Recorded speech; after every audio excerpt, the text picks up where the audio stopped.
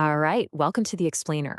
Today we're diving into something really interesting, the new economic engine powering the Ethereum network. We're going to look at how the job of securing the blockchain has turned into this massive corporate strategy, one that actually connects all the way back to the stock market. Okay, before we jump in, just a quick heads up. This is all for educational and, inspirational purposes. It is not financial advice. So please always do your own homework before making any investment decisions. So let's get right into it. The key player in Ethereum's new system is someone called a validator. The best way to think of them, they're like auditors for the entire network. But to even get the job, you have to put up a security deposit. You have to stake 32 ETH. And this isn't just some fee, it's basically collateral. It's your skin in the game to make sure you play by the rules. If you do your job right, you get paid. All right, Section 1, Ethereum's new auditors. So how did these digital auditors even come to be? Well, their role is at the very center of a huge change in how Ethereum operates. It all kicked off back in September 2022 with a massive event called the Merge. I mean, this was a huge deal for Ethereum. It basically flipped a switch, moving away from the old, super energy-intensive mining system to a whole new model called proof of stake. So overnight, network security stopped being about who had the most powerful computers and started being about who had the most capital locked up. A total game changer. You know what's funny is that when you break it down, a validator's job sounds pretty simple. On paper, they do two main things. First, they propose new blocks, bundles of transactions. And second, they check the work of other validators to make sure their blocks are legit. And for doing all that important work, they earn fresh ETH. Sounds easy, right? Well, Section 2, the high-stakes dilemma. Because here's the thing, that simple job gets incredibly complicated and risky when you start doing it at a massive scale. We're not talking about one or two validators. When you're running thousands of them, it's not just a tech problem anymore. It's like a financial tightrope walk. And that brings us to the real question here. The whole system was built around the idea of one validator staking 32 ETH.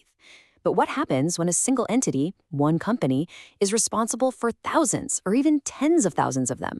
Suddenly, they're not just auditing transactions. They're responsible for securing billions of dollars.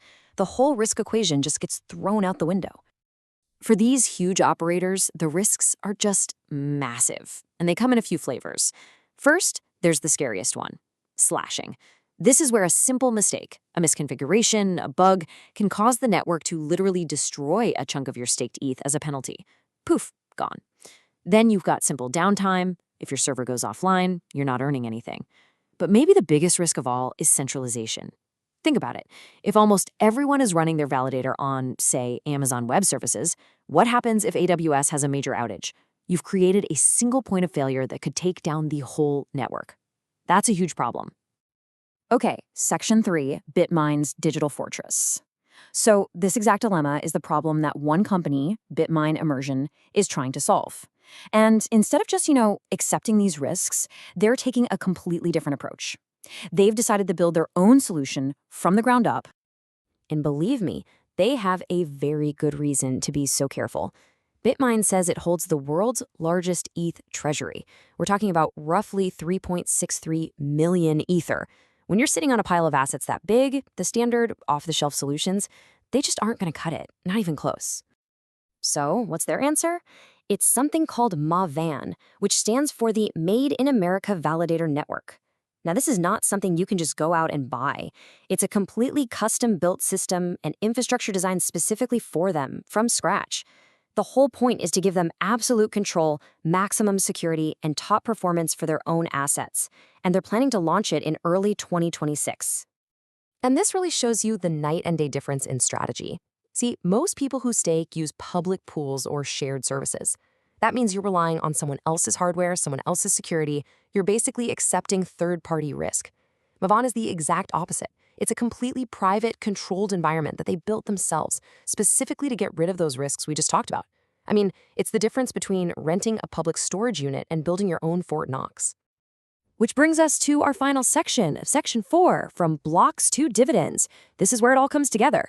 How does all this fancy tech, this complex risk management on the blockchain, how does it turn into something real, something tangible, in the world of traditional finance? The chairman of BitMine, Thomas Lee, put it pretty clearly. He said their goal is to build the premier destination for their staked ether. Now, what does that really mean? It means this isn't just about playing defense and avoiding risks. It's about turning their huge pile of ETH from just a passive holding into a core, productive asset that's constantly working for the company. And here it is, the punchline. In 2025, BitMine did something groundbreaking. They became the first big crypto company to actually declare a dividend for its shareholders. And where does that money come from? It's a direct result of the rewards they're generating from staking all that ETH. They've literally built a pipeline that takes the rewards earned on the blockchain and pumps them straight into the pockets of their investors on the stock market. So this leaves us with a really fascinating question to chew on. What BitMine is doing here, it's a bold experiment.